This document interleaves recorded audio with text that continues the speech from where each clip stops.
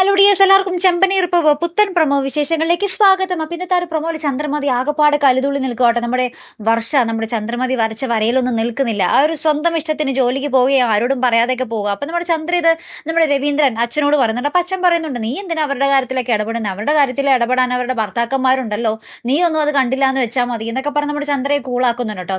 അപ്പുറത്ത് നമ്മുടെ സച്ചി വേഗം തന്നെ രാവിലെ നമ്മുടെ രേവതിയുടെ അടുക്കൽ വരുവാട്ടോ, അടുക്കളയിൽ വരുക. അപ്പം നമ്മുടെ സച്ചി ഇങ്ങനെ ബാത്റൂമിൽ പോകണമെന്ന് പറയുമ്പോൾ നമ്മുടെ രേവതി പറയുന്നുണ്ട്, പുറത്തെ ടോയ്ലറ്റ് യൂസ് ചെയ്തു, നമ്മുടെ മുറി ശ്രീകാന്തിനും വർഷയ്ക്കും കൊടുത്തല്ലോ എന്ന് പറയുമ്പോൾ തന്നെ നമ്മുടെ സച്ചി, ആഹാ അങ്ങനെയാണോ കാര്യങ്ങൾ എന്ന് പറഞ്ഞ് നേരെ നമ്മുടെ ആ ഒരു മുറിയിലേക്ക് പോകുകയും നമ്മുടെ ശ്രീകാന്തിന്റെയും വർഷയുടെയും ആ ഒരു പെട്ടിയും സാധനങ്ങളൊക്കെ പുറത്ത് എന്താ പറയുക ഹോളിൽ കൊണ്ടുവന്ന് വെച്ചിട്ട് നമ്മുടെ സച്ചി ആ ഒരു മുറിയിൽ കയറി വാതിലങ്ങ് അടച്ച് കുറ്റിയിടുന്ന ഒരു നിമിഷങ്ങൾ തന്നെയാട്ടോ കൂട്ടുകാരെ നമുക്ക് ആ ഒരു പ്രൊമോയിൽ കാണുന്നത്. അപ്പം ഇനി എന്തൊക്കെയായിരിക്കും നടക്കാൻ പോകുന്നത്? ഇനി ആ ഒരു മുറിക്ക് വേണ്ടി തർക്കങ്ങൾ തന്നെയായിരിക്കും. നമ്മുടെ ചന്ദ്രമതി, നമ്മുടെ രവീന്ദ്രൻ അച്ഛൻ എന്ത് തീരുമാനമായിരിക്കും എടുക്കാൻ പോകുന്നത്? എന്തായാലും നമ്മുടെ ശ്രീകാന്ത് അത് ചെയ്ത തെറ്റ് തന്നെയാണ്. എന്തായാലും ആ ഒരു ചടങ്ങ് നടത്താനെന്നും പറഞ്ഞാണ് ആ മുറി കൊടുത്തത് തന്നെ. അപ്പം നമ്മുടെ ശ്രീകാന്തിന് മര്യാദ ഉണ്ടെങ്കിൽ പിറ്റേ ദിവസം ഇറങ്ങി കൊടുക്കാം. എന്ന് വെച്ചാൽ ചേട്ടൻ്റെയും ചേട്ടത്തിയുടെ മുറിയാണെന്ന് ശ്രീകാന്തിന് അറിയാം.